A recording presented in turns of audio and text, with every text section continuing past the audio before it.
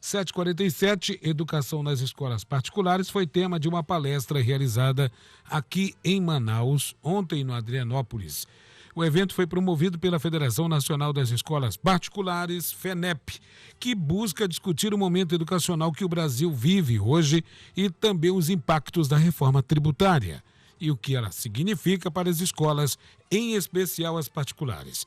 Está conosco aqui Amábile Pácios, vice-presidente da Federação Nacional das Escolas Particulares, FENEP. Bom dia. Bom dia, Jackson. Bom dia, sua equipe, a teu ouvinte. Bom participar com você.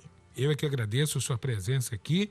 E a Amábile é professora e empresária experiente na área de administração, com ênfase em estabelecimentos de ensino. Por 4 anos presidiu a FENEP, né? E por 8 anos comandou o Cinep do DF. Além de ter sido vice-presidente da Central Brasileira de Empresários do Setor de Serviços, SEBRAS. Com toda essa bagagem, com toda essa experiência, a palestra teve uma boa adesão do público local? Sim, né? Sobretudo porque ela foi organizada em parceria com o Sindicato das Escolas Particulares daqui, o Cinep Amazonas, Certo. que a professora Elaine Saldanha é a presidente.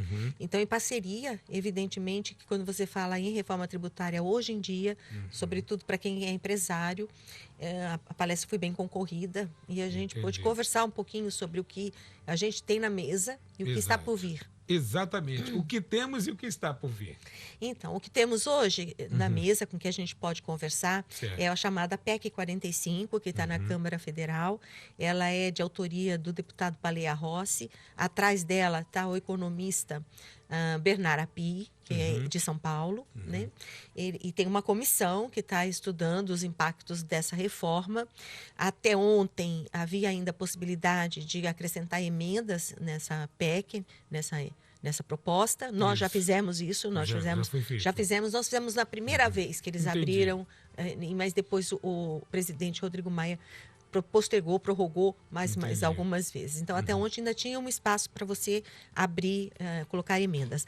Essa proposta para o setor privado, ela é muito difícil na escola particular, porque ela representa um aumento de imposto, né? E esse aumento de imposto que ela representa, nós não conseguimos absorver enquanto instituição e muito menos passar para aquele que toma o serviço nosso, né?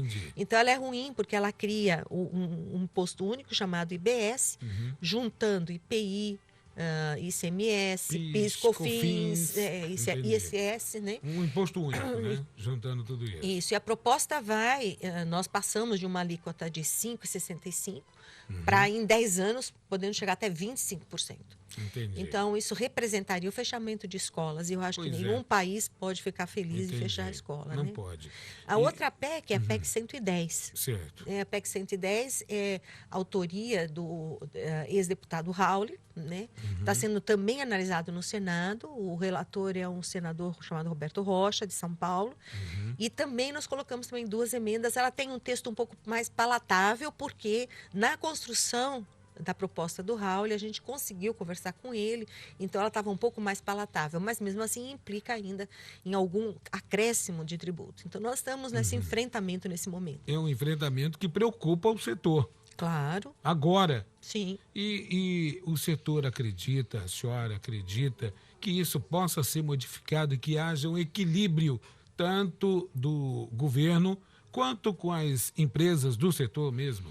Então, nós temos conversado e eles já disseram, tanto o API, autor da PEC 45, quanto o Raul, que a educação terá um tratamento diferenciado. Nós não sabemos qual. Eles falaram, não está escrito. Né? Entendi. Então, a gente imagina que vai vir alguma coisa que consiga acertar, porque a educação é um setor muito sensível da sociedade. Exato. E o Brasil não vai conseguir crescer com sustentabilidade se não tiver capacitação das pessoas, e quem faz isso são as escolas, né? Doutora Amábile, eu queria fazer uma pergunta, claro, consistente, sobre as escolas particulares. Tem crescido e tem proporcionado, né, aprendizado de qualidade, mediante, obviamente, aquele investimento que a família faz, etc.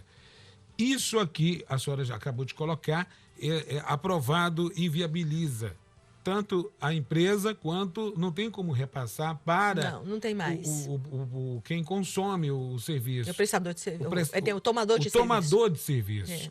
E mesmo diante dessa explicação, houve sensibilidade dos autores da proposta? Na Sim. sua opinião? Houve, mas só verbalmente, não está no papel. Não está no papel e ainda, isso Jackson. Preocupa ainda.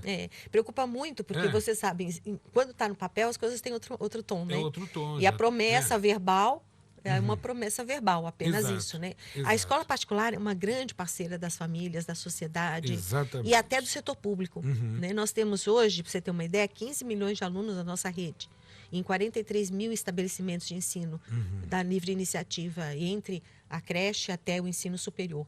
Então, nós temos uma parcela muito grande da população que está conosco, isso equivale a 10 milhões de famílias. Exato. Né? E nós desoneramos o Estado. O que significa isso? Que se nós fechássemos todos nós e o Estado tivesse que tomar conta dos 15 milhões de alunos que estão conosco, o Estado gastaria 220 bilhões a mais por ano. Então, nós estamos desonerando o Estado, prestando um serviço para a família, para a sociedade e, acima de tudo, para a gente conseguir atingir as metas do Plano Nacional de Educação. Veja bem, é só um equilíbrio, né? Ninguém está pedindo, não, nada. em hipótese nenhuma. Para reduzir imposto. Exatamente, anistia, etc. É uma questão de equilíbrio para que ambos possam caminhar juntos. E continuar educando as crianças. Educando as crianças, é verdade. E essa preocupação, claro, é de norte a sul do país. Sim, né? todo o tempo. E a FENEP está acompanhando isso de que forma? Bom, eu resido em Brasília. Isso. Né? Então, eu acompanho diariamente na própria comissão que foi estabelecida tanto na Câmara quanto no Senado e com reuniões regionais. Teríamos hoje uma reunião aqui, que foi cancelada na Assembleia. É proposta da comissão escutar a população. Entendi. Então, eles já estiveram no Rio, já estiveram no Espírito Santo, estariam hoje aqui. Na terça vão estar no Rio Grande do Sul, em Porto Alegre. Entendi. E depois, na quinta, estarão em Porto Velho. E eu acho que essa de Manaus, que foi suspensa, deve ser retomada após isso. Entendi. E nessas discussões, tem saído algo de concreto no que se diz respeito a essa reivindicação do setor? Sim, eles têm escutado de pessoas diferentes a mesma coisa que têm escutado da FENEP. Entendi. Né? Então, é uma unanimidade. Sim, evidentemente. Porque Entendo. todo pai sonha a melhor educação para o seu filho. Não porque tenho dúvida todos disso. nós sabemos que uma boa educação ninguém tira. Né? É um valor herança, imensurável. qualquer coisa que você pode deixar, ela pode se dissolver com o tempo. Mas o conhecimento... Não, isso é perene, né? Quer dizer, perene, vai até o fim da vida. Então, a gente sabe que as pessoas, sobretudo a classe média e a classe média mais baixa, inclusive a classe C e D, tem como sonho ter um filho estudando numa escola particular, porque sabe da seriedade, do compromisso, da continuidade do trabalho, então a gente não é interrompido por greves, né? Então a gente sabe que presta um grande serviço para a nação. Entendi. Muito bem. Olha só, e a palestra já ocorreu? Já ocorreu. É uma palestra interessantíssima porque ela praticamente deixa de forma explícita tudo o que está acontecendo com as PECs que estão sendo apresentadas, né? E, obviamente, traz o debate, não é nem a discussão, mas o debate para a realidade que nós estamos vivendo, né? E é importante, nesse momento, o papel que a Federação Nacional das Escolas Particulares também, ela compartilha com os pais todas essas informações? Sim. Como é que funciona isso? Na realidade, esse nosso esforço é poder fazer com que chegue nos gestores das escolas particulares essa preocupação. Porque, às vezes, o gestor está na escola, porque é muito gostoso ficar na escola, né, Jackson? É verdade. É muito bom, porque você está vivendo com as crianças, as crianças estão aprendendo, estão crescendo. Tudo. É muito bom, escola é muito bom.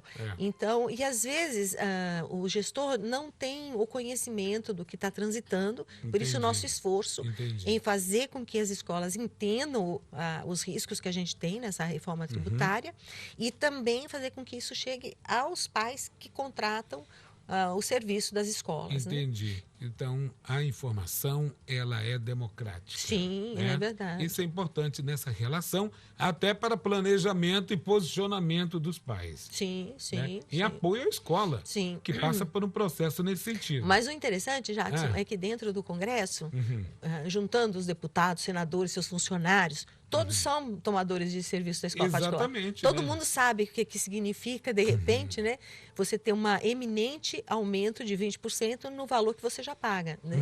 E eles mesmos têm 2 filhos, 3 filhos, 5 filhos. Né? Então, dependendo do... Então, aí realmente eles são sensíveis. Né? Claro. Dispara.